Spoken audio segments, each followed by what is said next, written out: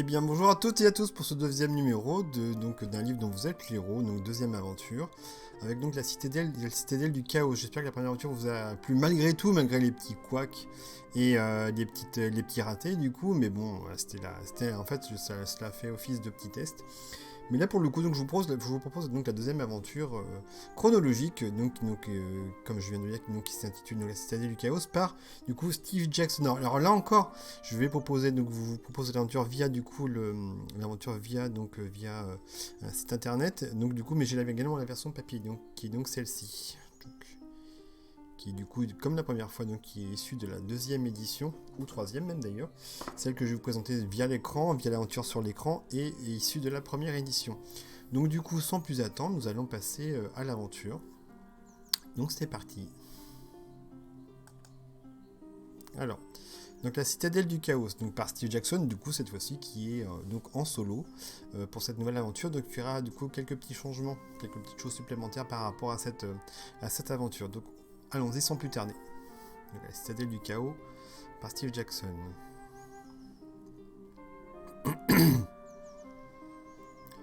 Donc allons-y. Donc comment combattre les créatures de la citadelle? Vous êtes le meilleur élève du grand magicien de Yor. Votre connaissance de la magie est encore imparfaite, pardon, mais avec un peu de chance, elle vous suffira à mener à bien votre mission. Vous possédez également une épée dont le maniement n'a plus de secret pour vous. Votre forme physique est par ailleurs excellente et vous vous êtes exercé avec acharnement à accroître votre endurance au combat. Comme dans le sorcier donc, de la montagne de feu, le premier numéro donc, vous devrez calculer vos forces et vos faiblesses avant de vous lancer dans cette aventure. Les lecteurs du sorcier connaissent déjà la plupart des règles du jeu, exposées dans les pages suivantes, mais il convient cependant de les relire attentivement.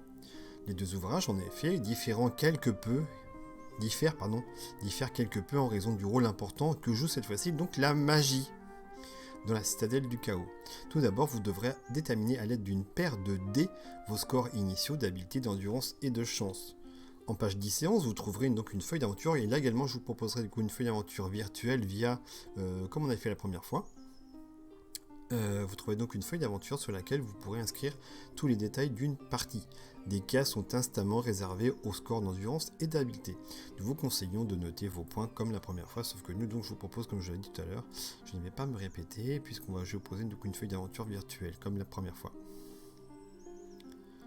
Donc, elle a cette tête-là, nous on passera du coup par, donc, comme la fois, via une feuille d'aventure que j'ai téléchargée de côté, donc qui sera ici. Tac, voilà. Ensuite, donc habileté, endurance et chance. Donc on va croiser les doigts cette fois-ci pour qu'on ait un peu plus de chance, hein. Notamment au niveau de l'habileté. Souvenez-vous donc du premier numéro, j'avais pas du tout je n'avais pas beaucoup d'habileté, donc on verra c'est bien cette fois-ci. Donc lancer un dé. D'ailleurs, je vais peut-être d'abord ajouter que j'ai donc une épée, si j'ai bien tout compris, dans ma feuille d'aventure. De provisions. Je le marquerai plus tard. Lancez donc un dé, ajoutez 6 au chiffre obtenu et inscrivez le total dans la case habileté. Donc c'est parti. C'est parti. On va essayer d'aller un peu plus vite cette fois-ci. 4 et 6, 10. Donc 10 en habileté. Je le marquerai en rouge cette fois-ci, hein, pour pas non plus pour bien me souvenir. 10. Je vais mettre même un peu plus petit d'ailleurs, si je peux. Oh, quoique, allez. 8 et je vais le mettre en rouge pour bien me souvenir. Et je ne vais pas le bouger du coup de place ce compte. 10. Ok, let's go. Donc 10 en habileté. Ensuite. Lancez ensuite les 2 dés. Ajoutez 12 au chiffre obtenu et inscrivez le total dans la case endurance. C'est parti. Donc les 2 dés. Endurance. 5. 5 du coup. Donc ce qui fait du coup 17. 17 en endurance. C'est parti. 17 en endurance. Check. Okay. 17 en endurance. Et enfin. Donc il existe également une case chance. Lancez à nouveau un dé. Pardon. Et ajoutez 6 au chiffre obtenu. Inscrivez-le dans le total de la case chance. Donc, 1 dé. 1 dé. Hop, c'est parti. 6. Waouh, je suis encore chanceux. 6 et 6, 12. 12 en chance. Parfait. Ok. Donc 10 en habileté, 17 en endurance et 12 en chance. C'est parti. Ok. Pour des raisons qui vous seront expliquées plus loin, les points d'habileté, d'endurance et de chance changent constamment au cours de l'aventure, comme au premier épisode, hein, souvenez-vous. Et de chance, donc vous devrez garder un compte exact de ces points, et c'est ce que je n'avais pas fait, donc, mais ça faisait tellement longtemps que je n'avais pas rejoué. Vous devrez garder un compte exact de ces points, nous vous conseillons cet effet d'écrire vos chiffres très petits, etc. Donc je passe un peu. Mais n'effacez jamais vos points de départ, ce que j'avais fait moi. Voilà, bref. Bien que vous puissiez obtenir des points supplémentaires, d'habileté, d'endurance et de chance, ce total n'excédera jamais vos points de départ. Ok. C'est à peu près, donc c'est exactement la même chose que la première fois, hein, donc on va passer un petit peu plus loin. Les batailles, donc je pense que c'est la même chose du coup. Comment se passe une bataille avec les monstres que l'on va rencontrer? 1, jeter les 2 dés pour la créature, donc ajouter ses points d'habileté au chiffre obtenu. Ok. Ça vous donne donc sa force d'attaque, comme pour la première fois. Jetez les 2 dés pour vous-même, ajoutez le chiffre obtenu à mes propres points d'habileté, ça représente votre force d'attaque. Si votre force d'attaque est supérieure à celle de la créature, vous l'avez blessé. Passez à l'étape numéro 4, donc. C'est la force d'attaque de la créature supérieure à vous, c'est elle qui vous a blessé. Ok. Et donc on diminue à chaque fois de 2 points chaque fois que l'on blesse les créatures ou si elles nous blessent nous. Ensuite, modifier ensuite votre score d'endurance sur les créatures selon le cas. Voilà. Commencer le deuxième assaut et ainsi de suite. La fuite. Même chose. Je lis rapidement. Si vous prenez la fuite, bien sûr. Toutefois, vous servir de votre chance. On verra ça, je pense que ça sera indiqué plus en détail durant l'aventure. Combat avec plus de créatures, mais ça on va nous le dire également durant l'aventure, selon par rapport aux règles de combat vis-à-vis de plusieurs créatures en même temps. La chance. Je sais plus trop, par exemple. À plusieurs reprises au cours de votre aventure, lors de batailles ou dans des situations qui font intervenir la chance ou la malchance, les détails vous sont rien, vous aurez la possibilité de faire appel à votre chance pour essayer de rendre une issue plus favorable. Mais attention, l'usage de la chance comporte de grands risques, et si vous êtes malchanceux, les conséquences vont être... Aussi, comment on peut servir de la chance? Jeter 2 dés, si le chiffre obtenu est égal ou inférieur à vos points de chance, vous êtes chanceux. Si c'est au-dessus, donc on est malchanceux. Ok. Ça veut dire que cette étude, tentez votre chance. À certaines pages du livre, vous sera demandé de tenter votre chance. Lors des batailles, cependant, vous pourrez toujours choisir d'utiliser votre chance, soit pour infliger une blessure. Ça aussi, j'avais pas non plus percuté la première fois. Vous pourrez toujours choisir d'utiliser votre chance, soit pour infliger une blessure plus grave à la créature, ce que vous venez de blesser, soit pour minimiser les effets d'une blessure qu'une créature vient de vous infliger. Si vous venez de blesser une créature, vous pouvez tenter votre chance à la manière décrite plus haut. D'accord. Si vous êtes chanceux, vous avez infligé une blessure grave et vous ôtez 2 points de plus. Ouais, j'avais pas du tout percuté la première fois. Ok. Cependant, la blessure n'est qu'une simple déclencheur. Si vous êtes malchanceux, d'accord. Les 2 points. Qu'un seul point. Idem pour la créature. Donc si la créature vient de vous blesser, vous pouvez tenter votre chance pour essayer d'en minimiser les effets. Si vous êtes chanceux, vous avez réussi à atténuer le coup. Rajoutez alors un point d'endurance, c'est-à-dire qu'au point vous êtes malchanceux, du coup. Ok. Rappelez-vous, voilà, que vous devez soustraire un point de votre total de chance à chaque fois que vous tentez votre chance. Donc du coup, le nombre de points total diminue à chaque fois que j'utilise ma chance. C'est que je me rappelle.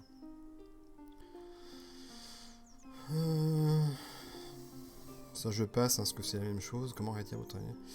On va plutôt passer à l'utilisation de la magie. Là, c'est ce qui est nouveau. En plus de votre habileté, de votre endurance et de votre chance, vous devrez également calculer vos points de magie. Lancez 2 dés. Ajoutez 6 au chiffre obtenu. Ok. Donc 2 dés. Hop, c'est parti. 7, ce qui fait 19. Pas du tout. Ce qui fait 13, pardon. 13. Est-ce qu'il est le total de ma case magie? Ok, donc 13 en magie totale de départ, 13. Je vais le garder en rouge également. Hop. Ok.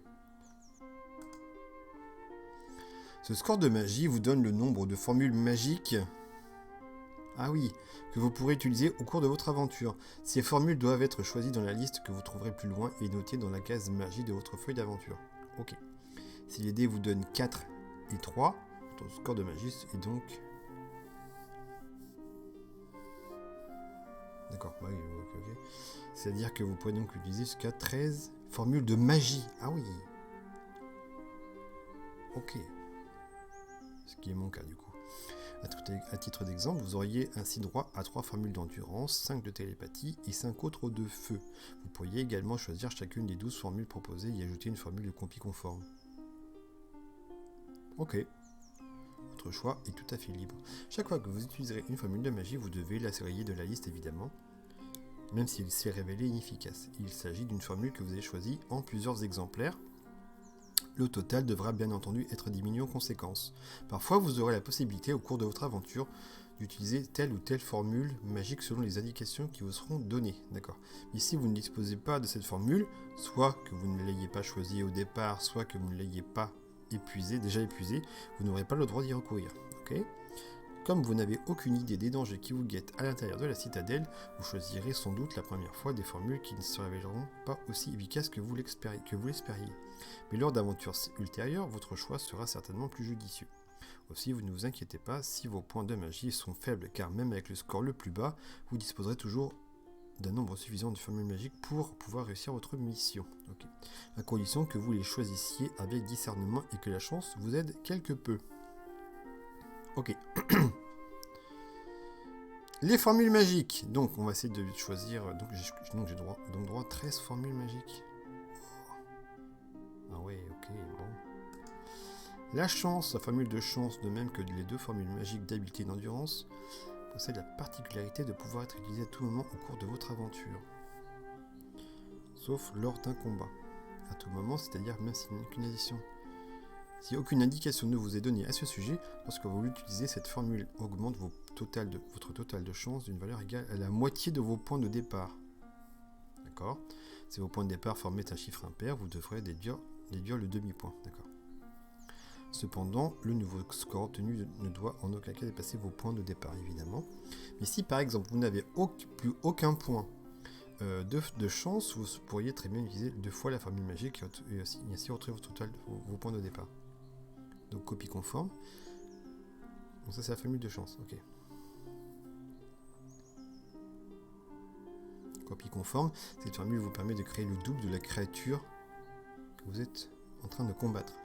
Ce double magique a la même habileté que son original. Le double magique est sous le contrôle de votre volonté et vous pouvez par exemple lui donner d'attaquer la créature dont il est issu.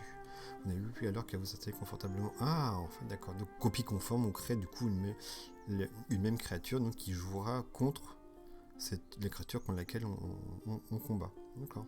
Intéressant. Endurance, cette formule magique vous permet d'augmenter votre total d'endurance d'une valeur égale à la moitié de vos points de départ. Ce calcul se fait de la même façon que dans la formule magique de chance. Il ne faut pas l'utiliser à tout moment, sauf au cours d'une bataille. Alors clairement, si habileté, c'est ce que je vais prendre, hein, parce que la première fois, c'est ce qui m'a manqué aussi. Hein. Faiblesse. Avec cette formule, vous réduisez le monstre le plus puissant à l'état de créature chétive. Cette formule ne marche pas avec tous les monstres, mais lorsqu'elle est efficace, vous n'avez plus devant vous que de lamentables chiffres molles en guise d'adversaire. Okay. Formule de feu. Toutes les créatures ont peur du feu et cette formule magique vous permet de faire apparaître du feu à volonté. Vous pourrez par exemple provoquer une faible explosion sur le sol occasionnant pendant quelques secondes un jaillissement de flammes ou déchaîner un mur de feu qui viendra vos adversaires à distance. Okay. Force. Voici une formule magique qui accroît considérablement votre force et vous sera fort utile lors de combats avec des créatures robustes. Mais il faut l'utiliser avec précaution car il est difficile de se contrôler quand on devient soudain si fort. Habileté. Grâce à cette formule, vous pourrez augmenter votre total d'habileté d'une valeur égale à la moitié de vos points de départ. Le calcul se fait de la même façon qu'au paragraphe endurance. Vous pouvez également utiliser tout moment, sauf lors d'une bataille. Ok, bon, je pense que je vais le prendre, ça. Illusion. C'est une formule aux effets spectaculaires, mais qui n'est pas toujours très sûre.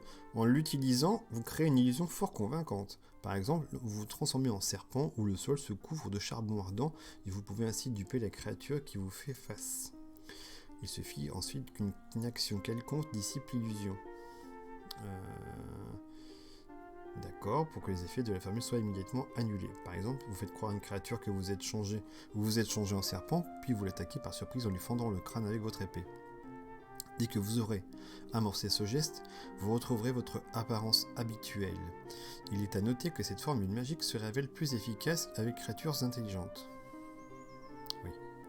Lévitation, cette formule magique peut s'appliquer à des objets, à des adversaires ou à vous-même. La formule de lévitation élimine toute pesanteur et quiconque en subit les effets se met à flotter en l'air sous votre contrôle. Lors du saut, cette formule magique vous permet de transformer un rocher ordinaire en ce qui semble être un tas d'or. Il s'agit là d'un simple tour d'illusion, beaucoup plus sûr cependant que la formule d'illusion décrite ci-dessus. D'accord. Mais dont les effets sont brefs, car bientôt le tas d'or redevient rocher. Protection, cette formule magique crée devant vous une barrière de protection invisible qui vous met hors d'atteinte des flèches, des coups d'épée ou des créatures.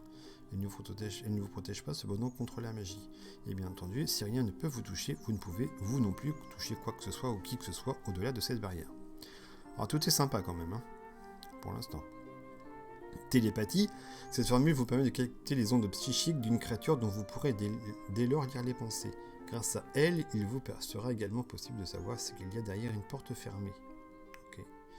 Mais attention, cette formule magique peut parfois semer la confusion dans votre esprit lorsque plusieurs sources psychiques sont proches l'une de l'autre. Ah, donc on a tout ça. Donc ok. On a 13, sachant que du coup, on en a 3, 4, 5, 6, 7, 8, 9, 10, 11, 12. On a 12 possibilités. Clairement, je pense que je vais prendre 2 formules d'habileté. Je pense. Ouais. 2 formules d'habilité.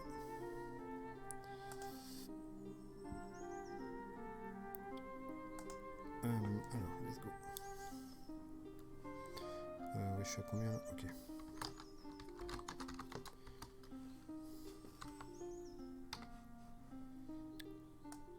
Hop.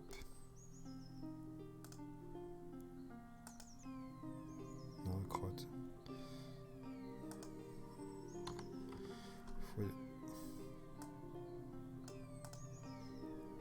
Ok. Ça nous en fait 11 du coup. À la limite, je prendrais bien un petit peu de tout. Copie conforme, endurance. Endurance, j'ai combien du coup? 17 en endurance. Chance, je pense pas. Je vois pas trop l'intérêt. Je suis chanceux, j'ai le max en chance. Alors, je prendrais bien une de chaque en fait. Copie conforme. Télépathie, ça me paraît bien aussi. Télépathie, protection. Réputation.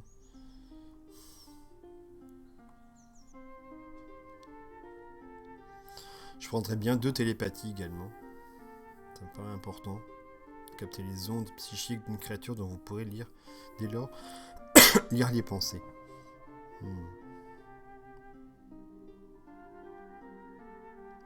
Je vais mettre 2 télépathies. Hop.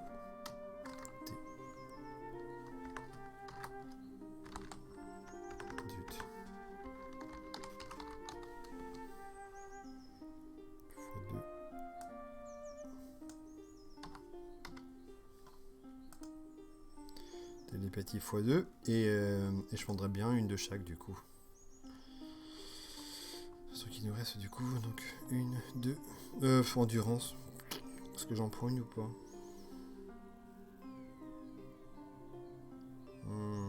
Peut-être bien quand même. Donc 1, 2, 3, 4, 5, 6, 7, 8, 9. Ça ferait une de chaque du coup. Donc on va faire ça. Du coup, on va prendre donc une copie conforme fois donc une. pas si c'est la bonne solution, enfin, ça dépend un petit peu de tout. Hop.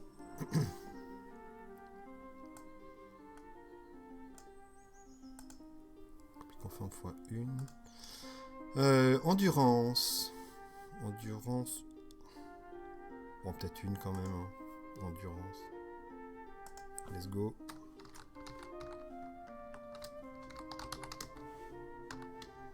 Fois une également. Hop, endurance fois une. Faiblesse, feu. Faiblesse, feu.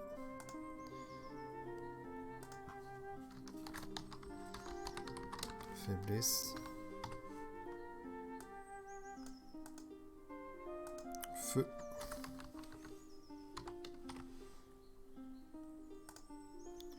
Faiblesse, feu. Force. Force, illusion. Force, illusion. Force.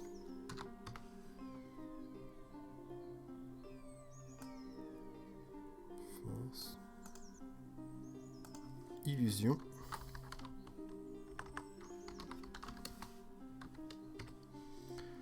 Illusion. 2, 4, 5, 6, 7, 8, 9, 10. Plus que... Illusion.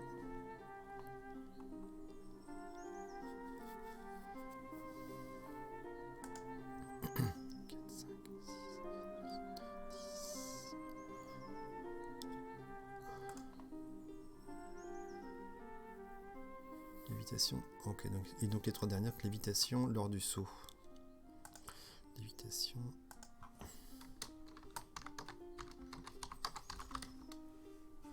Zut. Lévi. Oh, crotte. Lévitation.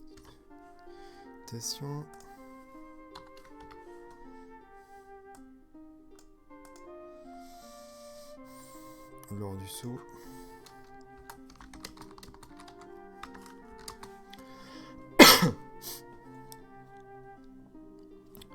Fois 1. Ok. Et la dernière, c'était donc protection.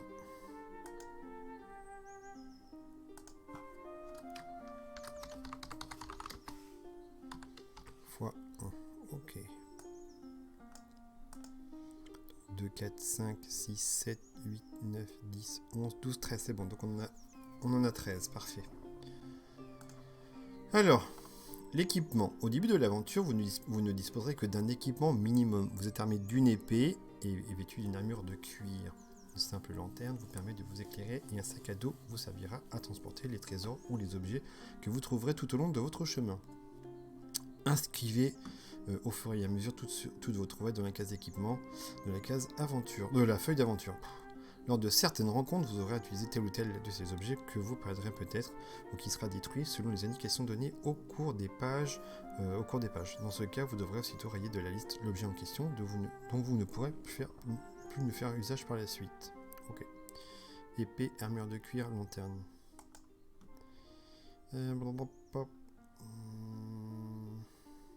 Équipement, mais j'ai pas équipement du coup. Celle-là, tant pis. Bon, je vais mettre ici quand même par défaut. Épée. C'était armure de cuir, je crois. Armure de cuir et lanterne. Okay. Armure de cuir.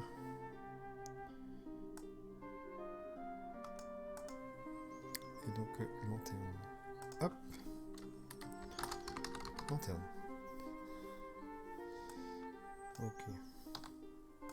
Lanterne. Ensuite. Ok. Donc, allons-y. Menace sur la vallée des Saules. Le bon peuple de la vallée des Saules vit depuis environ 8 ans dans la crainte, voire la terreur. Cette crainte, c'est un certain Balthus le Terrible qui l'inspire.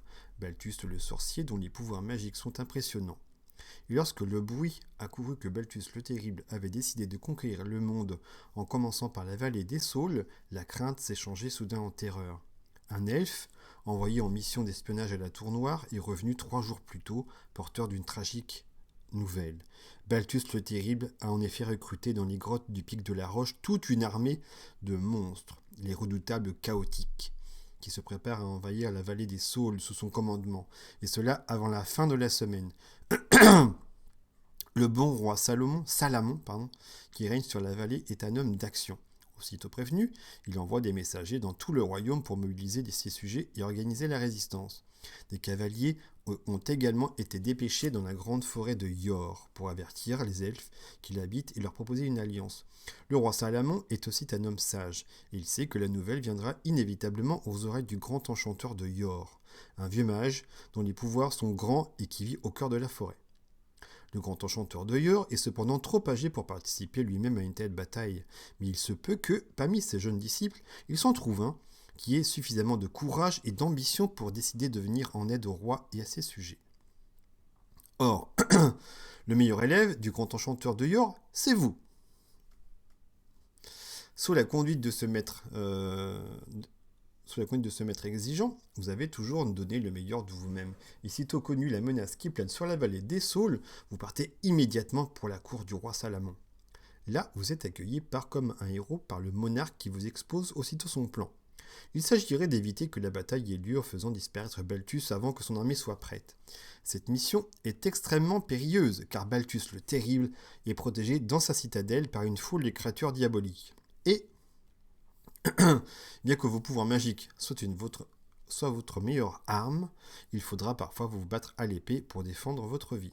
Le roi Salamon vous a expliqué votre mission et vous a averti des dangers qui vous attendent. Un seul chemin vous mènera vers Balthus le Terrible, avec un minimum de risque. Si vous le découvrez, vous gagnerez facilement. Mais il vous faudra peut-être faire plusieurs voyages avant de trouver le meilleur moyen d'atteindre le sorcier. Il ne vous reste plus qu'à présent qu'à vous mettre en route en direction de la Tour Noire. Parvenu au pied du pic de la Roche, vous apercevez la citadelle du chaos, dont les contours se dessinent au loin sous le ciel sombre. Et maintenant, tournez les pages. C'est parti. Ok.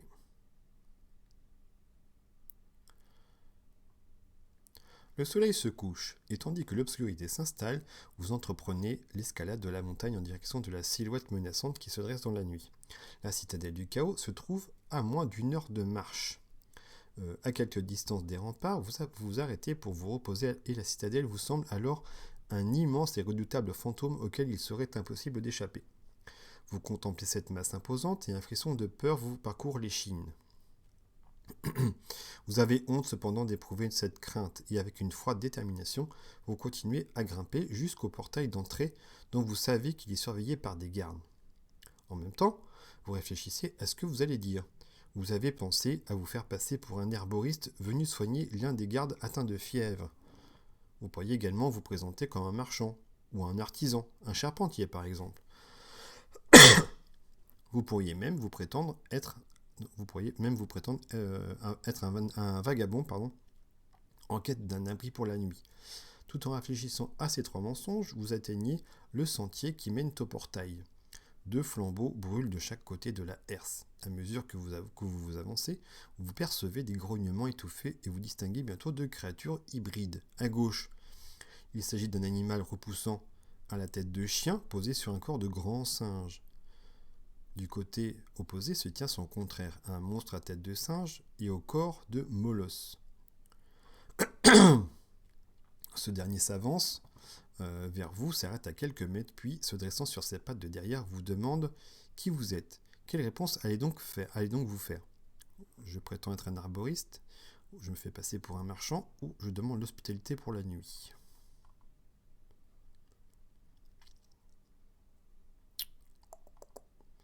Ok.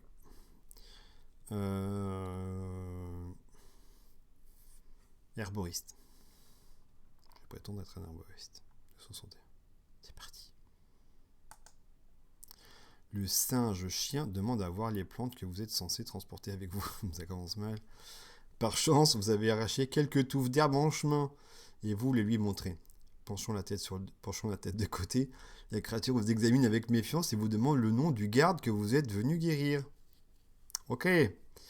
Vous êtes pris au dépourvu et il vous faut vite penser à un nom pour tromper la sentinelle. Vous avez le choix entre... ok.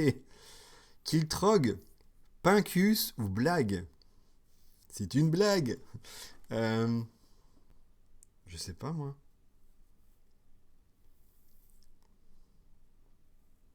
Kiltrog, Pincus. Pincus. On se dit Pincus. Je sais pas.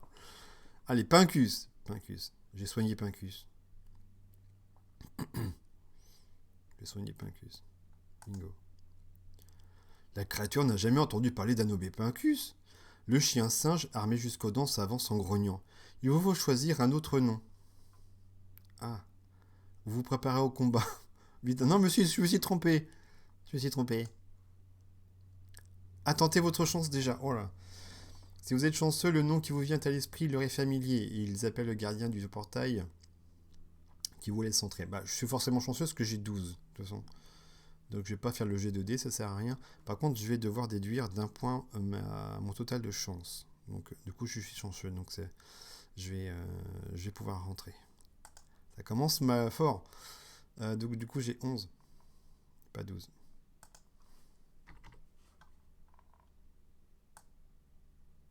Commence mal cette histoire. 11. Alors, donc 251. Du coup, je passe. Grâce à ma chance. Vous avancez dans la cour entourée de hautes murailles. Plusieurs torches allumées diffusent leur clarté dans l'obscurité, et l'on voit des silhouettes se promener d'un pas traînant. Au milieu de la cour se dresse un grand monument, une fontaine peut-être. À l'autre bout, vous apercevez l'entrée de la tour. Ok. Allez-vous, vous faufilez jusqu'à la tour, traversez hardiment la cour, marchez sur la pointe des pieds en direction d'un groupe de créatures. Je vais vers la tour. Hardiment la cour.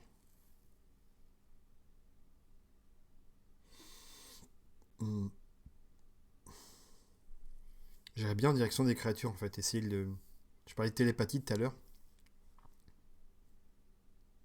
Voir ce qui se passe. C'est un peu culotté ce que je fais, mais. À mon avis, que je me faufile ou que je traverse hardiment la cour, je vais être repéré à mon avis. Marcher sur la pointe des pieds, bon, ça c'est à mon avis c'est mort, mais au moins essayer de voir ce qu'elles peuvent se dire peut-être, si elles parlent entre elles, peut-être, on ne sait jamais. On y va. On y va. Pardon. Vous vous glissez prudemment le long des remparts, en faisant bien attention de ne pas être vu. Il y a deux groupes de créatures en face de vous. À droite, vous apercevez deux silhouettes de forme humaine qui bavardent sous une torche fixée au mur. À gauche, quatre créatures de forme et de taille différentes sont en train de manger, assises autour d'un feu de bois. Allez-vous vous approcher des deux personnages sous la torche ou des créatures rassemblées autour du feu? J'aime bien des deux personnages, moi. Go. Ok. Les deux hommes, c'est eux là? Ouais. Ok. Ils ont l'air en forme là. C'est la forme.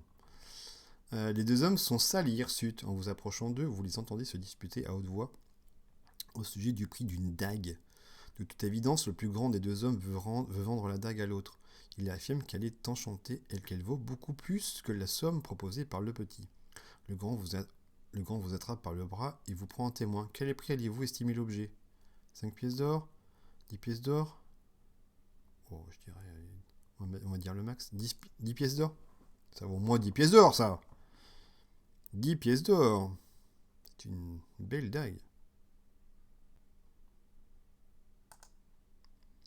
Il est tout à fait d'accord.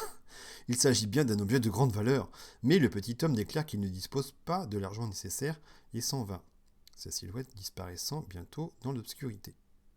L'homme à la haute taille vous offre alors la dague au prix de 9 pièces d'or. En utilisant une formule d'or du sceau, vous aurez de quoi acheter la bague. Mais vous pouvez également vous excuser et poursuivre votre chemin. Est-ce que j'en ai besoin? J'ai une épée déjà.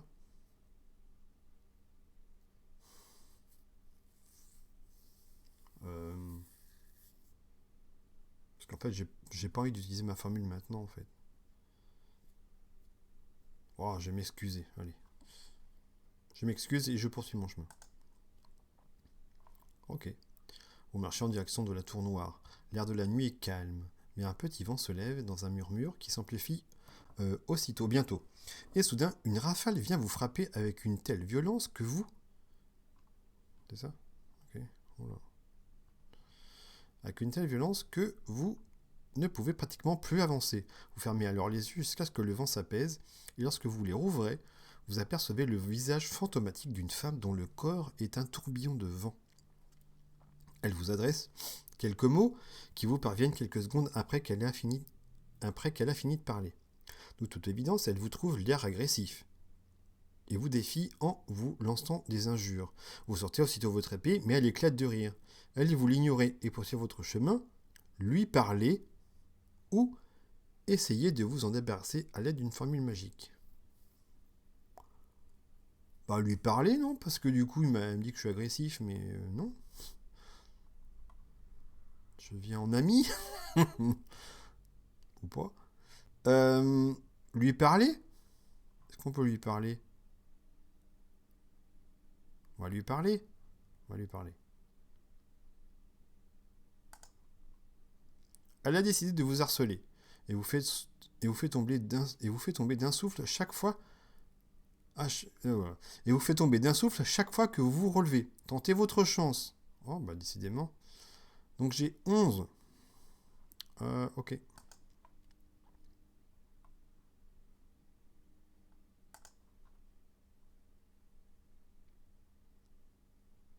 C'est bon. Ok, je suis chanceux. Par contre, du coup, je vais devoir de nouveau enlever un point de chance. Donc j'ai 10. Hop.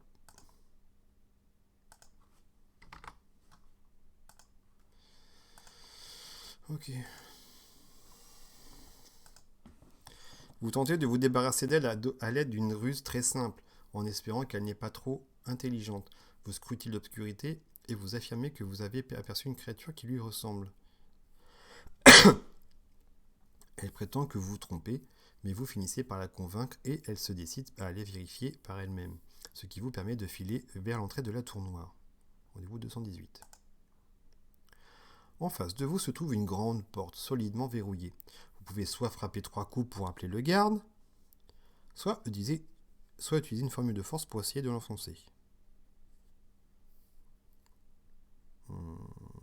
J'essaie d'appeler le garde. En fait, j'essaie d'éviter d'un max de prendre mes formules dès maintenant. J'imagine que l'aventure est un peu plus... c'est un peu tôt, quoi, clairement. Donc on va essayer de frapper 3 coups pour appeler le garde. Ok. 118. La porte s'ouvre et une créature bestiale apparaît. Elle est dotée d'une corne pointue au milieu du front et sa peau ressemble à une cuirasse. Elle grogne et vous demande le mot de passe. Le connaissez-vous? Non. Si oui, rendez-vous 273, sinon il va falloir trouver une astuce pour entrer. Ok.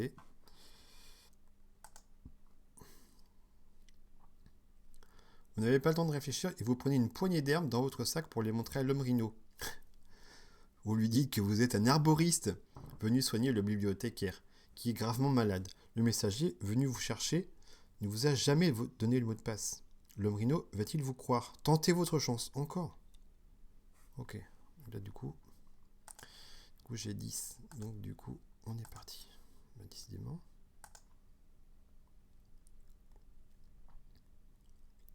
« 6, donc je suis chanceux. Par contre je enlève de nouveau un point. Donc j'ai 9. Wow. Ok.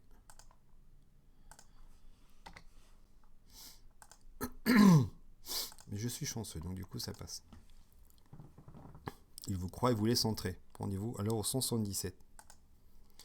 Vous êtes dans un couloir étroit, long de quelques mètres, qui aboutit à une porte. Mais à mi-chemin, vous apercevez un passage voûté, avec des marches qui descendent. Poursuivrez-vous votre chemin vers la porte, rendez-vous au 5, ou alors descendrez-vous les marches? Je veux dire que je vais aller vers la porte. Vous tournez la poignée de porte, vous tournez la poignée et la porte s'ouvre sur un autre couloir. Vous longez le mur et au bout de quelques mètres, le couloir oblique vers la droite pour aboutir à une nouvelle porte. Une pancarte y est fixée sur laquelle on peut lire « Veuillez sonner pour appeler le maître d'hôtel ». En effet, un cordon qui doit actionner une cloche pend à portée de main. Allez-vous tirer le cordon ou essayer d'ouvrir la porte? Bah non, je vais tirer le cordon. J'espère que c'est pas une... Oula, ok. Bonjour maître d'hôtel. Quelques instants plus tard, la porte s'ouvre doucement et un être bossu, difforme, aux dents carriées, aux cheveux en bataille et vêtu de haillons apparaît devant vous. Oui, monsieur, hé hé hé, que puis-je pour vous? Marmonne la créature à demi humaine. On m'attend, répondez-vous, et vous franchissez le seuil de la porte avec assurance. Le bossu, quelque peu déconcerté par vos manières, se met à bredouiller, ne sachant plus que dire ni ne quoi faire. Où est le salon? Demandez-vous. Il vous regarde d'un œil torve et vous montre du doigt le couloir de gauche. Allez-vous lui faire confiance et suivre le chemin qu'il vous indique? Rendez-vous 243. Si vous préférez ne pas croire la sournoise créature et prendre le couloir de droite, rendez-vous au 2. Est-ce qu'il faut la croire ou pas?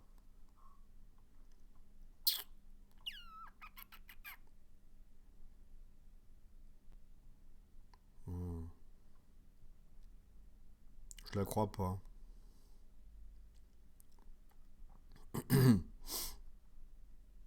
Non, je prends le couloir de droite. Un peu plus loin dans le passage, à droite, se trouve une porte sur laquelle sont tracées d'étranges inscriptions dans une langue inconnue. Allez-vous essayer d'ouvrir la porte ou préférez-vous poursuivre votre chemin? Je vais ouvrir la porte. Vous n'entendez aucun bruit derrière la porte. La poignée tourne sans difficulté et la porte s'ouvre sur une petite pièce où un chandelier d'or est posé sur une table. Soudain, vous entendez un craquement sous vos pieds et le carrelage se dérobe aussitôt, révélant une trappe. Vous tombez alors dans un puits et lorsque vous en heurtez le fond, vous vous roulez sur vous-même le long d'un passage en pente sans pouvoir rien faire pour arrêter votre chute. Vous atterrissez enfin dans une petite pièce, mais le choc a été si rude que la tête vous tourne et vous avez tout juste le temps de percevoir quelques exclamations poussées autour de vous avant de perdre connaissance. Oh. Wow. Vous vous réveillez dans une pièce sale dont les murs grossiers sont à l'évidence taillés dans le roc. De solides barreaux de fer fixés à un soupirail et sur la porte ne faut qu'on confirmer votre crainte. Vous êtes enfermé dans une espèce de cul-de-sac fausse. Et vous ne pouvez rien faire d'autre, pour le moment, que de rester assis sur la paillasse posée dans un coin, en attendant que quelqu'un vienne s'occuper de vous. 1 heure plus tard, vous entendez un bruit de pas traînants. Vous regardez à travers les barreaux de la porte. Une sorte de lézard s'avance dans le corridor, portant un bol et une assiette. La créature a 2 têtes qui parlent entre elles. Sa peau est recouverte d'écailles grises et sa longue queue traîne derrière elle dans le couloir. Le lézard bicéphale s'arrête devant la porte de votre cachot et passe le bol et l'assiette par une petite trappe. Puis il va s'asseoir à une table un peu plus loin. Il vous a apporté du pain et du bouillon. Allez-vous boire et manger ou préférez-vous essayer de parler à cette créature qui a pour nom le calacorme? Si vous voulez manger, rendez-vous 397. Si vous souhaitez vous adresser au calacorne, je vais m'adresser à lui.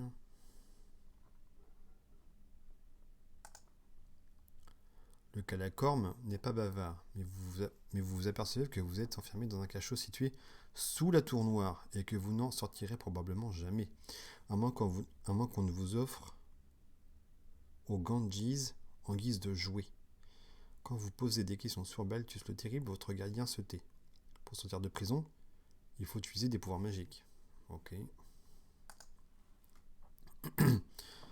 Choisissez une formule. Lors du saut, télépathie, illusion. Qu'est-ce que je peux peut-être proposer? Lors du saut, télépathie. Télépathie. Illusion, je pense pas, non. Télépathie. Du coup, je vais peut-être enlever ça. Télépathie, du coup, j'en ai plus que 1. Hop. 1.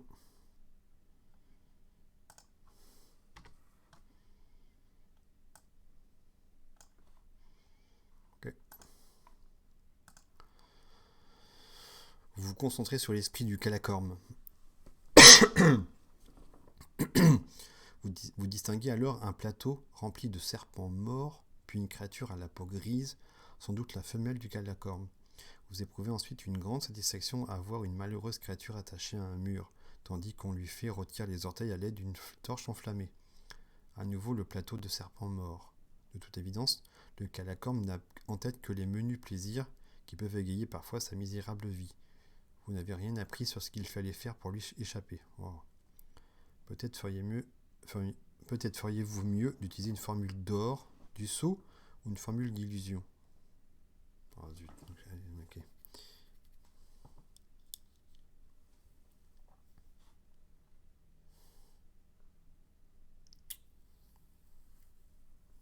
Ok, ah zut. Formule d'illusion alors.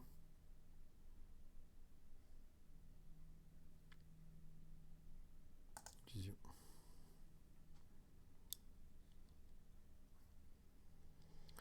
Illusion, du coup, il faut que je vire, du coup, je n'ai plus. Oh.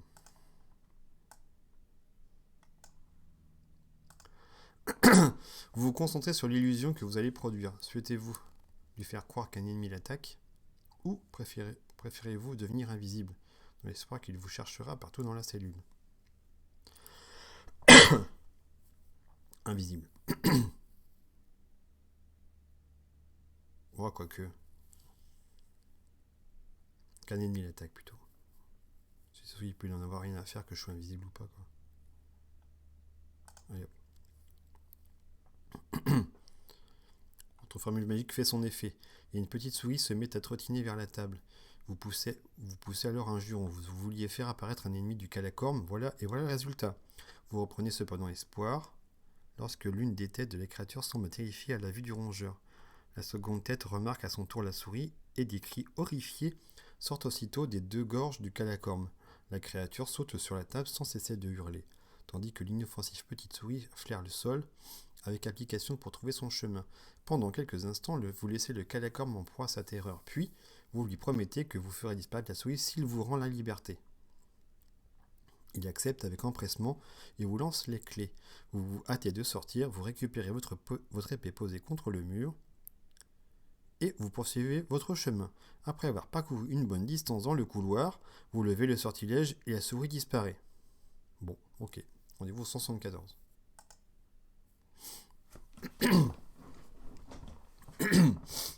Le passage suit de nombreux méandres, puis aboutit enfin à un escalier. Vous en montez les marches et vous vous retrouvez dans un autre passage qui se termine aussitôt en impasse. En examinant le mur, vous découvrez un petit levier que vous tirez. Le mur pivote alors lentement et se referme derrière vous après votre passage.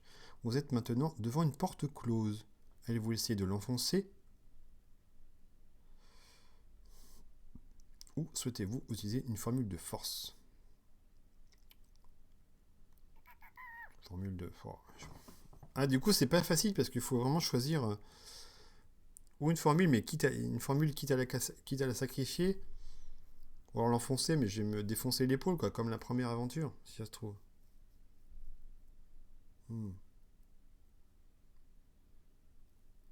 Je crains de. Je l'enfonce. Je l'enfonce. Oh, je suis sûr que je vais le regretter. Je l'enfonce. Ok. Vous essayez de défoncer la porte, mais le bois craque, mais ne cède pas. Vous essayez encore, et cette fois le bois se fend par le milieu. Vous pouvez alors vous glisser par l'ouverture et entrer dans la pièce. Yes. Rendez-vous au 210. Vous vous retrouvez à présent dans une grande salle circulaire éclairée par une unique torche fixée au mur. Pas de meubles sauf une simple table en bois et une chaise au milieu de la pièce.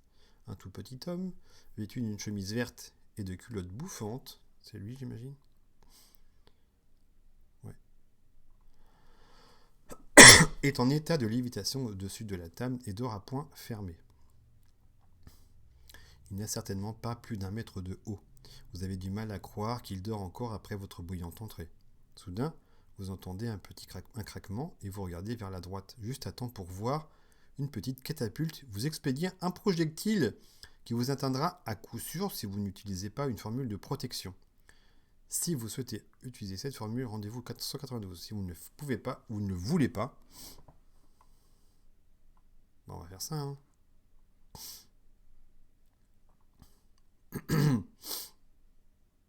On va se protéger. Allez, protection. Bim.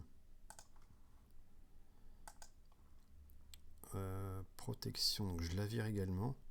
Ça descend vite. Hein. Vous prononcez la formule magique juste à temps.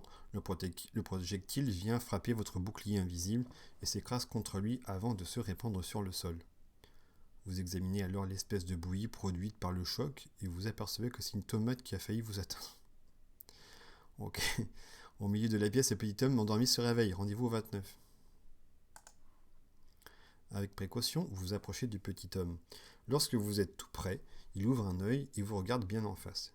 Il sourit largement, puis il disparaît. « Bonjour !» s'écrie une voix grave. « Bonjour, pardon. » Derrière vous. Vous vous retournez et vous le revoyez, toujours souriant. « Je suis Oseimus, le farfadet, » dit-il en vous tendant la main amicalement. Allez-vous lui serrer la main, comme à un ami, ou préférez-vous tirer votre épée? Bon, il a l'air plutôt sympathique, non? Le farfadet. Je vais lui tendre la main. Allons-y. Oh. Vous saisissez sa main et vous vous présentez. Vous poussez alors un cri, car votre bras est soudain tout engourdi. Oseimus s'éclate de rire. Vous perdez un point d'habileté. Allez 9.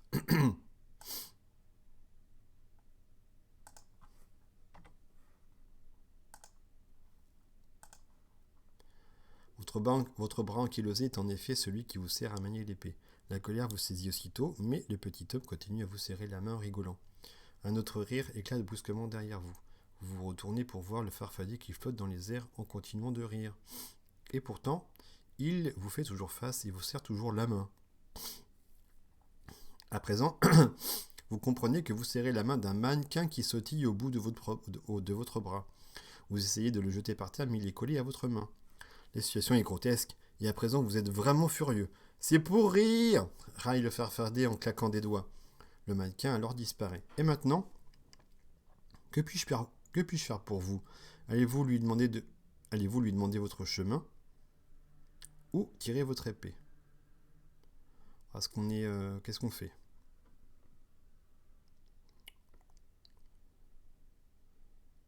Non, mais c'est un rigolo lui, donc du coup on va peut-être tirer notre épée. Allez. Vous tirez aussitôt, faut pas si je demande de ma tête non plus. Vous tirez aussitôt votre épée du fourreau en la pointant vers le farfadet. Mais ce dernier jette un simple coup d'œil à la lame et vous vous apercevez avec horreur qu'elle se ramollit jusqu'à pendre de la garde comme une ceinture de cuir. À l'évidence, vous n'arriverez à rien en vous montrant agressif avec le farfadet. Demandez-lui plutôt votre chemin. Bon bah oui, erreur. Oh! À votre place, je n'irai pas par là, dit Oseimus. Vous vous retrouveriez entre des lieux fort déplaisants. Ces 3 portes que vous voyez au fond de la pièce sont les seules issues possibles, mais 2 d'entre elles sont très dangereuses et la 3e sent très mauvais.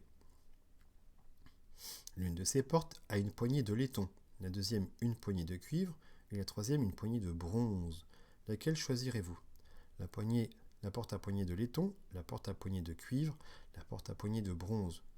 Ou préférez-vous lui demander son avis? Ah. Ouais, on va lui demander son avis. Laquelle choisirais-je? S'interroge le farfadet. Voyons voir. Je ne prendrai pas celle qui se trouve le plus à gauche de la porte à poignée. Non, je ne prendrai pas celle qui se trouve le plus à gauche de la poignée à porte de cuivre, ni la porte à droite de celle à la poignée de bronze. Ok. Ah, du coup, j'aurais dû choisir. Ouais, je suis bête.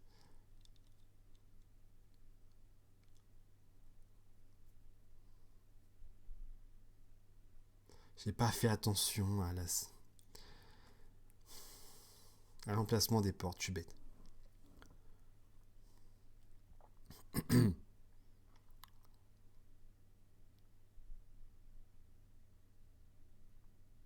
Bah, laiton, je dirais. Allez, hop. Vous ouvrez la porte et vous scrutez les ténèbres. Puis vous faites 2 pas en avant. Vos yeux commencent à s'habituer à l'obscurité. Et vous refermez la porte derrière vous, en prenant congé du farfadet. Rendez-vous au 188. Soudain, un éclair de lumière vous aveugle. Vous vous protégez les yeux, puis vous les frottez. Puis vous ne voyez plus rien. Pris de panique, vous entendez un sourd grondement. Des pas feutrés se rapprochent. Une créature invisible rugit alors et vous hurlez de douleur lorsqu'elle enfonce ses dents pointues dans votre jambe. Qu'allez-vous faire? On va prendre une formule. Hein. Force, faiblesse, c'était quoi déjà faiblesse? Hmm. Hmm. Je dirais faiblesse.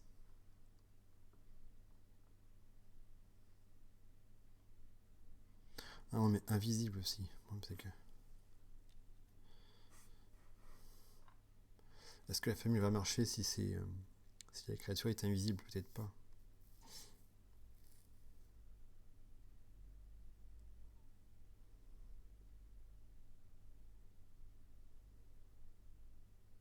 Faiblesse, allez. On va attendre.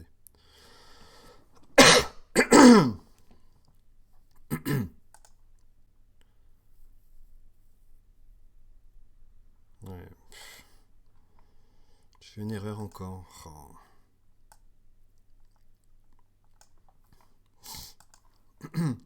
Vous prononcez la formule de faiblesse. Plein d'espoir, vous attendez que la force de créature invisible diminue. Mais vous constatez avec stupeur que ses dents vous mordent avec une férocité accrue.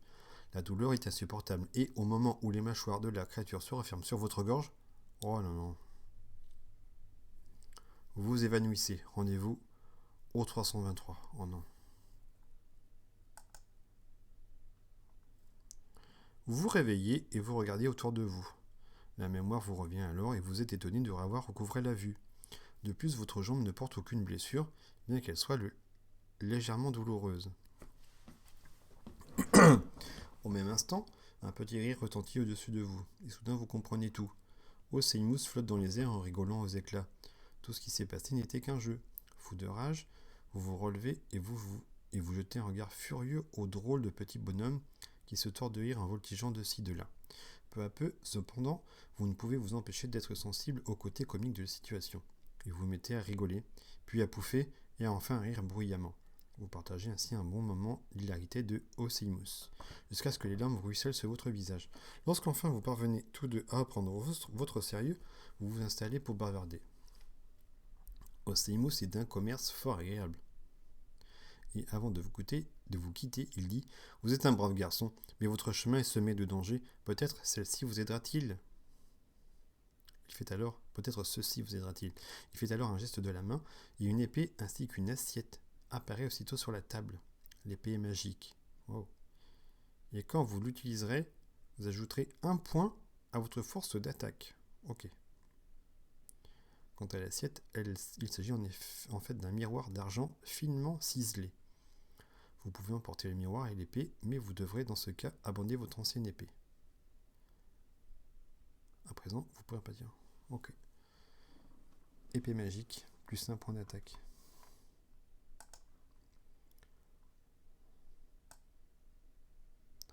Alors.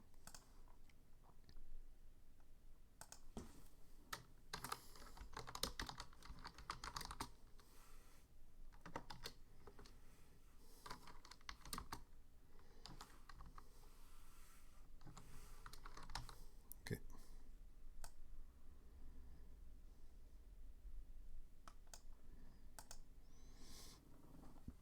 Ok. Et donc du quoi? Et donc on avait dit quoi d'autre? Miroir d'argent. Mais non.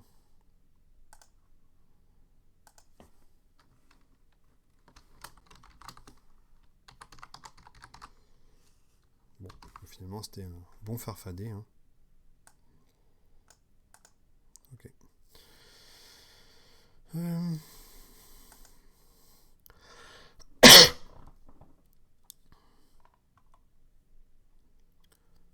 Donc du coup c'est pas en laiton. Cuivre, allez go. La porte s'ouvre sur un couloir étroit que vous suivez jusqu'à une autre porte ouvragée sur laquelle on a inscrit le mot cave. Vous tournez la poignée et vous passez la tête par l'entrebâillement.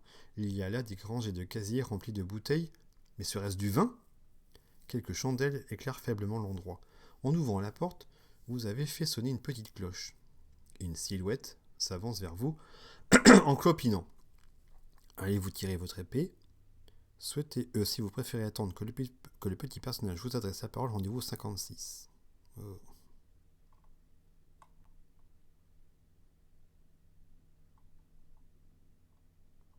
Toujours des choix assez compliqués, enfin pas compliqués, mais où il faut toujours, voilà, où il faut tenter, faut vraiment ou alors tenter sa chance, ou moi je suis plutôt d'un naturel plutôt sympathique, donc j'aurais plutôt tendance à y aller en mode ami, quoi. Tirez votre épée. On sait que c'est quelqu'un de méchant ou de gentil, c'est ça le truc. Est-ce qu'il nous veut du mal? On va attendre qu'il m'adresse la parole, hein. Allez. L'elfe noir qui s'approche est squelettique et déguenillé. Il vous demande si vous êtes un invité ou un aventurier. Vous lui répondez que vous êtes un invité, venu goûter au vin qu'il conserve dans sa célèbre cave. Avec fierté, il vous montre alors les différents crus qu'il réserve à son maître, Balthus le Terrible. Certains, dit-il, ont des pouvoirs magiques. Il vous invite à les goûter. Quel vin allez-vous choisir? Le vin rouge, le vin blanc, le vin rosé? Moi, perso, je suis plutôt vin blanc. Je sais pas pour vous. Donc, on va prendre le vin blanc. Oh. Vous avalez une gorgée de vin blanc. Il est infect. L'elfe noir attend. Ne voulant pas le vexer, vous avalez une autre gorgée en grimaçant. Puis vous le remerciez en lui expliquant qu'il vous faut repartir de la cave. Ces 2 gorgées de vin blanc vous ont donné la nausée et vous sentez très malade. Vous déduisez 1 point de votre total d'habileté et 2 points de votre total d'endurance. Ok.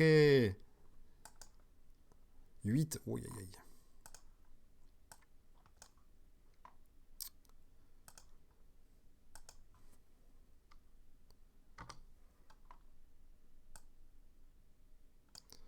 Et donc 15.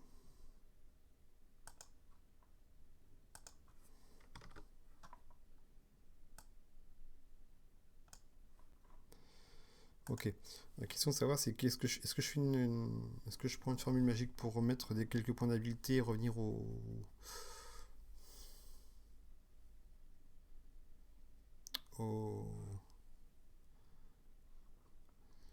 au max ou pas? On tente comme ça encore?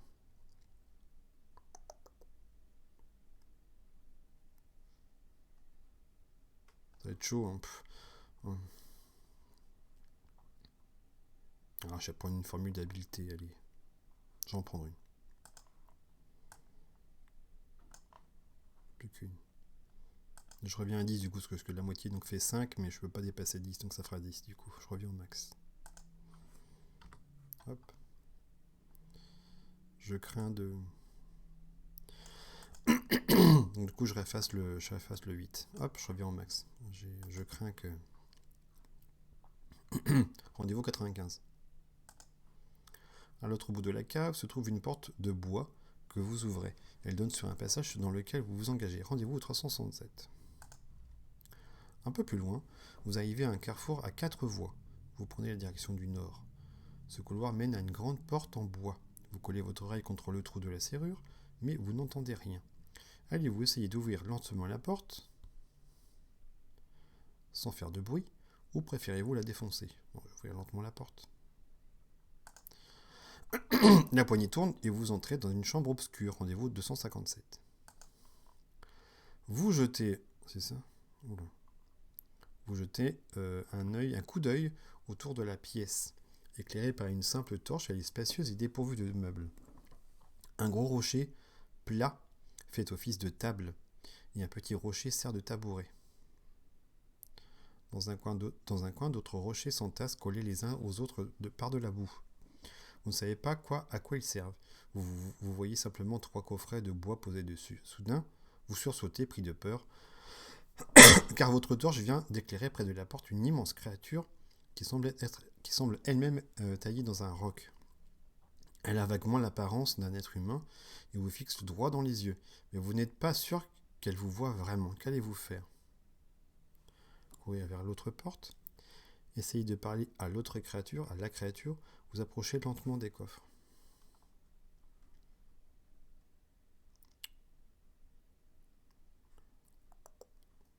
Parler, ça sert à rien, je pense clairement.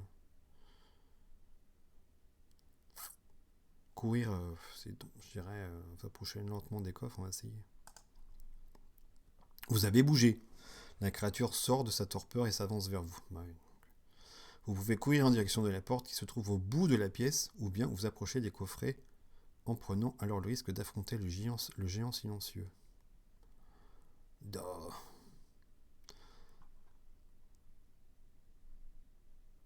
Qu'est-ce que j'ai en formule?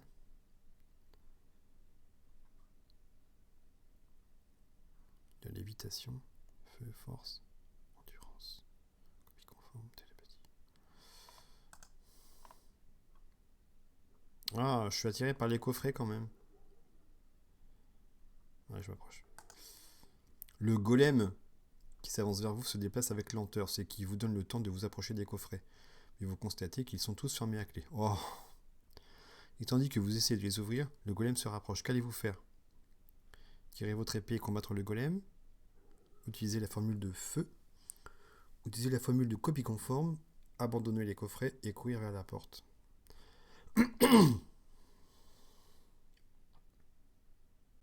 Copie conforme. Feu, je vois pas trop l'intérêt en fait.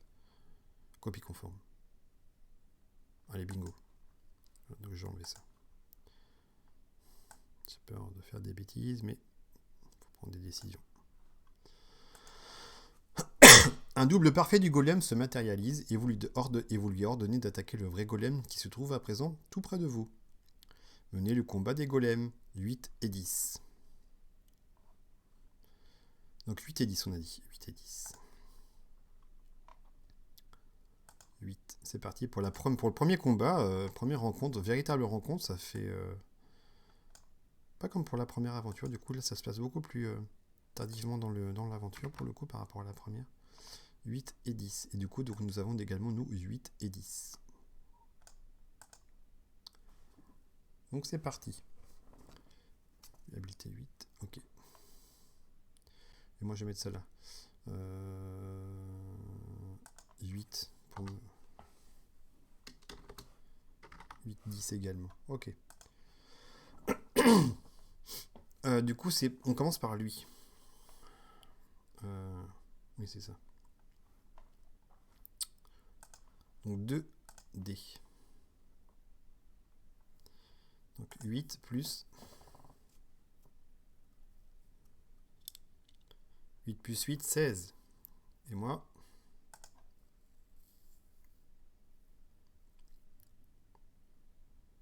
ok, donc j'ai 15. Donc je perds le golem. Mon golem perd 2 points.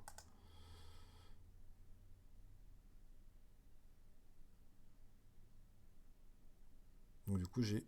Ok, donc j'ai 8. Ok. Faut que je remette en mémoire. Ok. Deuxième tour. Pour lui.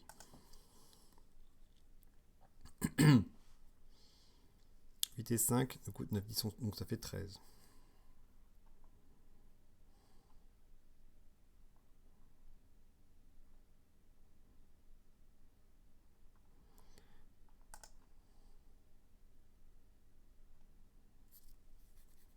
Je perds encore. Je perds 2 points, ce qui fait du coup 6.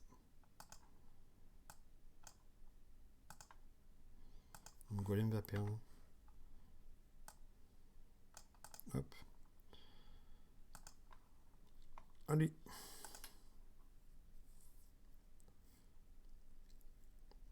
Ok. 13 du coup. Et moi.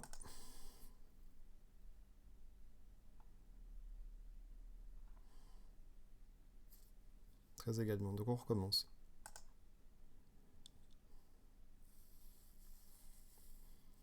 10. Et moi. Ok, donc mon golem gagne cette fois-ci. Donc lui il perd 2 points. Donc du coup il a 8. Ok. À lui. 8 et 4, 9, 10, 11, 12. 12 et moins. Ok, donc mon golem gagne cette fois-ci, cet assaut. Donc il est à 6 également, en endurance. Hop. Rebelote. À lui.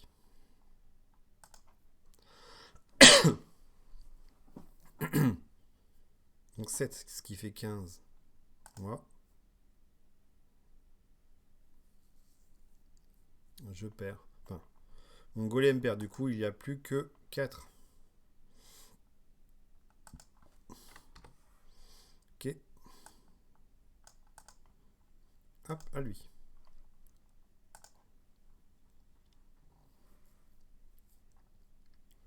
8, 8, 8, 16. Moi.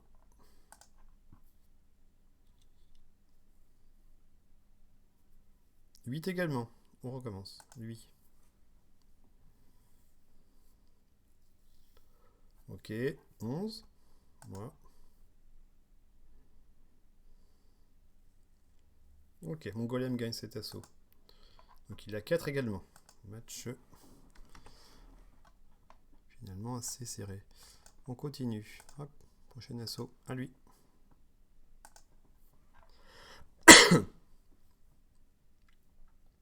5, ok, donc ça fait 13. À moi.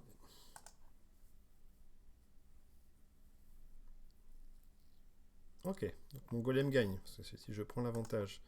Donc il a 2, peut-être le dernier assaut. Hop, à lui.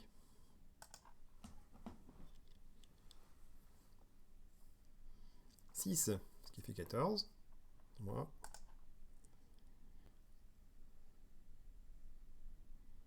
14 également. Deuxième chance. Deuxième tour. 8, donc 16. Moi. Oh, je gagne, c'est bon. Donc du coup, il y a 0. Donc le golem est mort. Ok, donc mon golem gagne du coup. Donc 8 et 10. Si votre golem magique gagne le combat, rendez-vous 147. Le golem s'écrase sur le sol et se brise en 1000 morceaux. Soulagé, vous examinez les coffrets. Allez-vous essayer le premier coffret, le deuxième coffret, le troisième coffret? Bon, le premier, allez. Après quelques instants d'effort, le coffret s'ouvre enfin. À l'intérieur se trouve une clé d'argent. Qu'allez-vous faire? On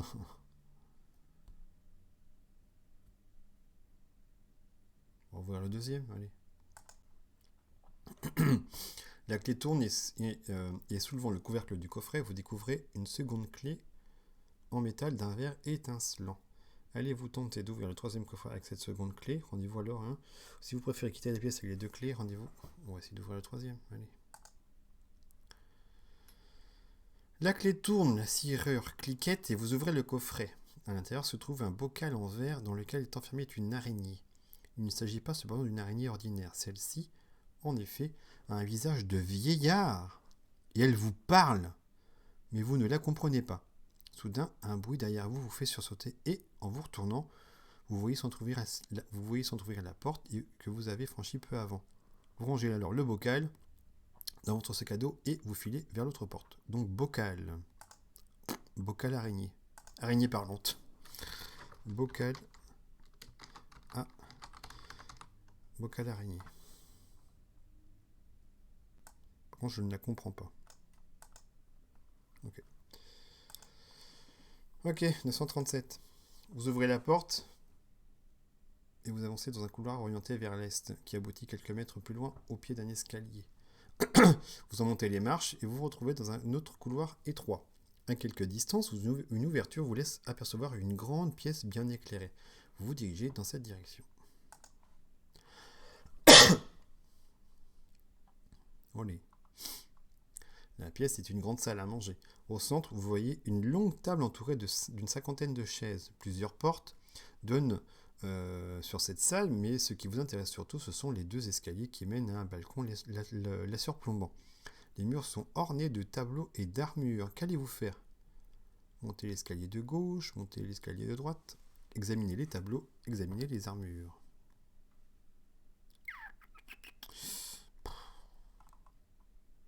Les armures, examiner les armures, je les sens, je les sens pas.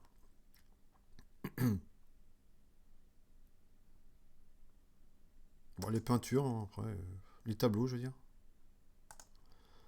Les peintures sont des portraits de lords et de comtes prestigieux au royaume du Pic de la Roche. Oh. Derrière une chaise, au bout de la table, se trouve un portrait de Balthus le Terrible en personne. À n'en pas douter, il s'agit là d'un redoutable adversaire. Vous gagnez un point de chance pour avoir vu ce portrait, mais vous perdez un point d'endurance en raison de la crainte qu'il vous inspire. Ok, hein, c'est un peu abusé. À présent, vous pouvez continuer en montant soit l'escalier de gauche, soit l'escalier de droite. Donc je gagne un point de chance, mais je perds un point d'endurance. Donc j'ai 10.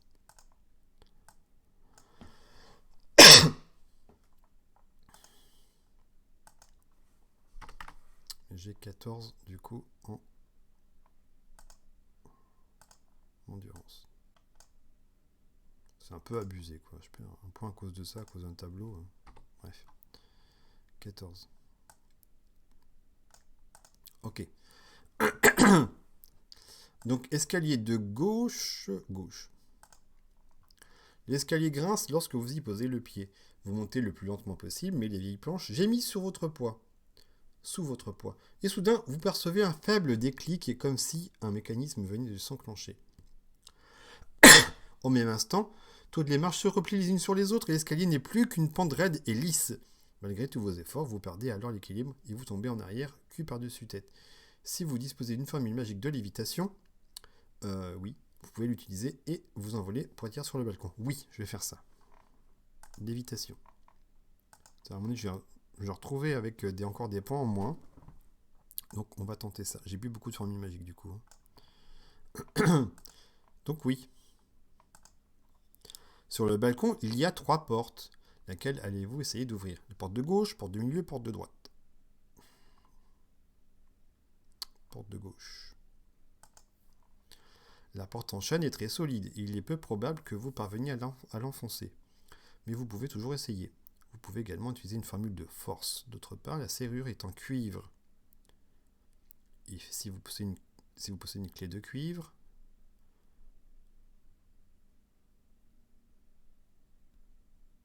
bah oui, du coup.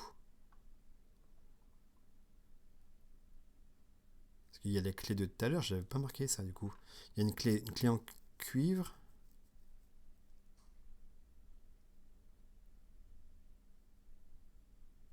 J'ai un doute. Je crois que oui. Hein.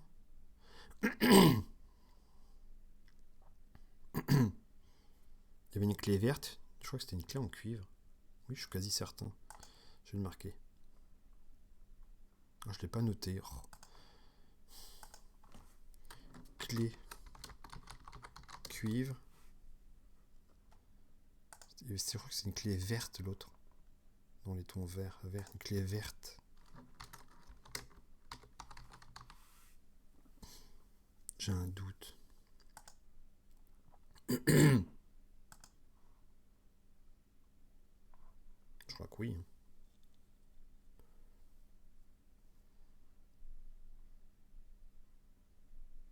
Allez, go. La clé tourne et dans la serrure et la clé tourne dans la serrure et la porte s'ouvre. Rendez-vous 292. La pièce est une chambre à coucher luxueuse, richement décorée de fines dentelles. Un tapis de fourrure couvre le sol et au milieu de la pièce se dresse un grand lit à baldaquin. Une femme est assise dans le lit. Apparemment, elle a été réveillée par le bruit. Vous êtes impressionné par sa beauté. Vous admirez sa silhouette de sylphe aux longs cheveux noirs et ses yeux au regard perçant. « De quel roi êtes-vous entré » s'indigne-t-elle. Au même instant, ses yeux deviennent rouge sang. Il en jaillit 2 jets de flammes. Qu'allez-vous faire? En protection, c'est mort, je l'ai plus. Quittez vite la chambre en ouvrant la porte suivante. Lui dire que vous veniez lui offrir un cadeau.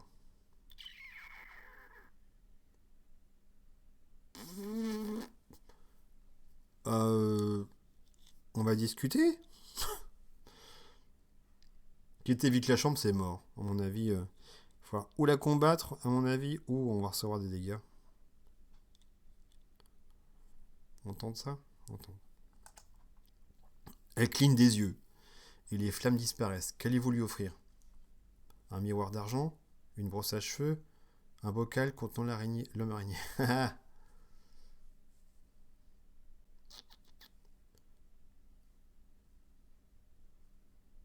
euh... Brosse à cheveux, non. Je l'ai pas. J'ai le miroir d'argent, oui. Miroir d'argent. Et j'ai le bocal de l'araignée. Oh. Miroir d'argent, non. Miroir d'argent.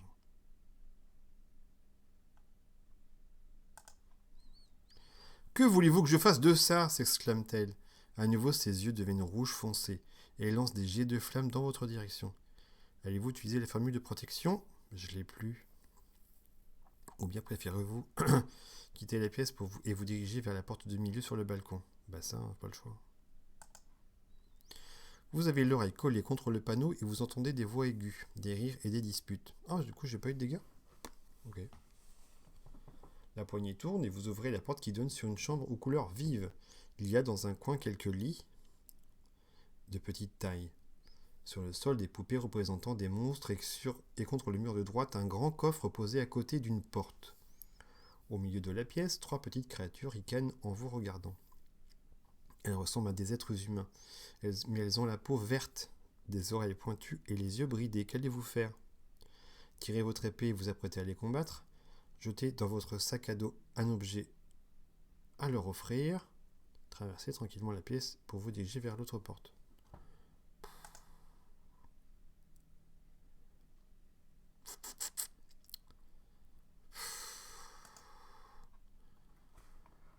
Chercher dans mon sac à dos.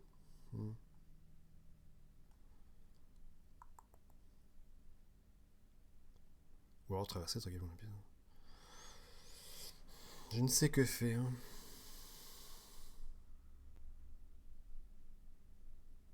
Mon sac à dos, on va voir. Que leur offrez-vous? Une myriade, un bocal contenant l'homme araignée, une poignée de baies. Bah, l'homme araignée, hein. Votre cadeau provoque leur indignation, et ils courent se cacher sous leur lit, dans un coin de la chambre. Déconcertés par leur comportement, vous laissez le bocal sur le sol, et vous dirigez vers la porte située de l'autre côté de la chambre. Bah, le bocal, je ne l'ai plus. Ça se trouve, je fais de grosses erreurs, mais bon, on va voir. 140. Vous quittez la pièce et vous longez un petit couloir. Quelques mètres plus loin, vous vous trouvez au pied d'un escalier en colimaçon qui conduit directement dans la tour de la citadelle. Ah. Vous en grimpez les marches avec précaution et vous arrivez bientôt sur un palier. Il y a 2 portes face à vous. Allez-vous essayer d'ouvrir la porte de gauche ou celle de droite? Gauche. Gauche. La porte s'ouvre sur une immense pièce circulaire. En son centre se trouve une petite île. Ok. Sur laquelle repose un coffre au fermoir métallique. Elle est entourée par un fossé trop large et trop profond pour être franchi d'un bond. À côté de vous est posé un rouleau de cordes.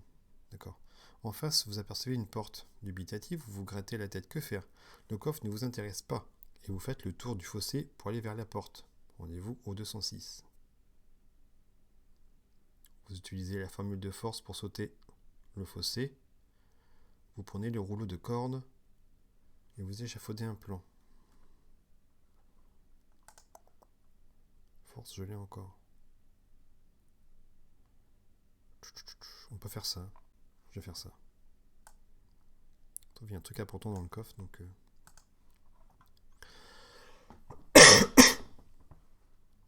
Let's go.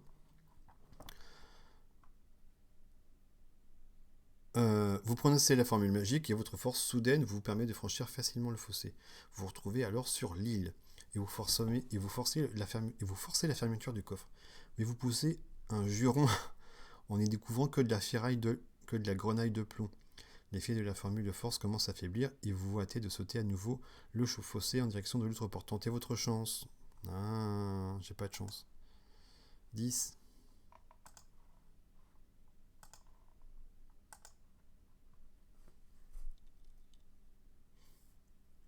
8, c'est bon.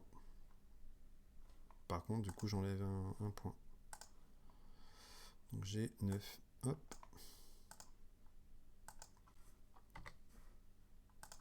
Hop. Mais je suis chanceux sur ce coup-là. Vous franchissez la porte et vous voici au pied d'un autre escalier en colimaçon qui mène à la tour noire. Vous en grimpez les marches et vous arrivez à un palier où il n'y a qu'une seule porte. Vous en tournez la poignée et la porte s'ouvre lentement. Donc nous sommes à la tour noire. Vous êtes littéralement inspiré dans la pièce, et comme par magie, la flamme de votre torche vacille puis s'éteint. La pièce devient aussitôt noire comme un four. Venant de nulle part et de partout éclate alors un rire moqueur. « Jeune imbécile !» dit une voix dont le registre oscille entre le grave et l'aigu. « Soyez le bienvenu chez les Ganges. Dommage pour toi, mais ce sera la dernière salle que tu visiteras. Il est vrai que tu ne peux pas voir grand-chose. Bah, l'essentiel c'est que nous te voyons parfaitement, n'est-ce pas mes frères ?» Des frères viennent ponctuer ces paroles, et soudain un visage fantomatique apparaît dans le noir, s'avançant vers vous comme suspendu dans les airs. Vous vous jetez à terre en vous recroquevillant pour vous protéger. Cette fois, vous avez vraiment peur. Vous perdez un point d'habileté, 2 points d'endurance et 1 point de chance. Oh, en raison de la terreur qui vous saisit. Qu'allez-vous faire à présent? Oh là là. 1 point d'habileté, 2 points d'endurance. Ok. 9.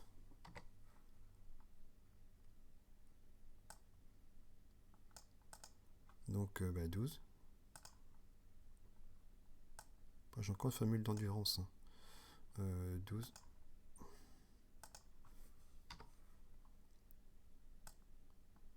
Et un point de chance, donc j'en ai 8, pardon. 8. Bim. 8. Ok. Donc sachant qu'on a du coup le feu, on a le feu. On a et quoi d'autre aussi? Feu, illusion. Ah, crotte. Illusion, mais je l'ai plus du coup l'illusion. Non. Ok. Cherchez dans votre sac à sac. Tiens. Bah le feu, hein. Let's go, hein. On verra ce que ça donne. Il fait noir et tout, donc on verra. C'est que ça va marcher. Feu. Du coup, je l'enlève. Vous vous concentrez sur votre formule magique. Une boule de feu apparaît alors au bout de votre torche. La flamme vacille, mais vous avez le temps d'apercevoir une porte au fond de la pièce avant que le feu s'éteigne à nouveau. Les Ganges s'amusent de vos efforts pour leur résister. Vous recevez un coup sur la tête et vous retombez sur le sol. Déduisez 2 points de votre total d'endurance. Oh.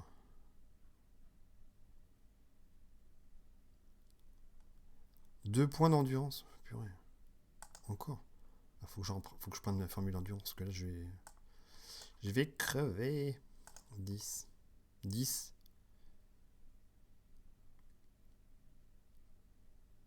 10, mais du coup, je reprends une formule d'endurance, ce qui fait que du coup, je reprends la moitié. Donc, c'est 8 du coup. On va aller à l'inférieur, donc je reviens du coup au maximum. Ce qui fait 18, donc 17 au total. Donc je reviens sur 17. Du coup, je reviens au max. Ok. Et du coup, j'enlève endurance. Et là, je sens que ça va être compliqué là. Je sens que ça va être compliqué. Je sais pas pourquoi, mais illusion, je ne l'ai pas. Prendre un objet de votre sac à dos. Bah oui, on va essayer. Hein, on va voir tout ce qu'on peut avoir. Du coup, miroir d'argent, clé cuivre. Ah, il y a l'épée magique aussi. C'est quoi? Sac à dos. On va voir.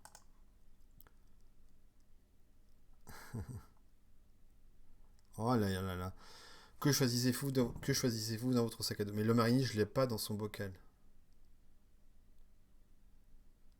Je l'ai laissé dans la pièce l'autre fois. Une amulette ensorcelée. Un pot d'ongles. J'ai rien de tout ça. Oh, let's go. Ok, oh là là. Un grand silence envahit la pièce. Soudain, un cri vous glace le sang. Un visage repoussant surgit alors et se jette sur vous avec un hurlement. Vos cheveux se dressent sur votre tête et vos genoux s'entrechoquent. Vous parvenez cependant à atteindre la porte, à l'ouvrir et à la franchir d'un bond. Mais vous avez oublié que vous trouviez au sommet de la tour. Or, le balcon n'a pas de garde-fou. Et vous vous élancez dans le vide en tombant tête la première. Si vous avez une formule de lévitation... Ah, je l'ai plus... Non. Sinon... Oh non, c'est la fin. Non. Sinon, vous vous écrasez en un misérable petit tas au pied de la tour et votre corps désarticulé succombe dans un dernier soupir. Non! Oh zut, donc c'est fini.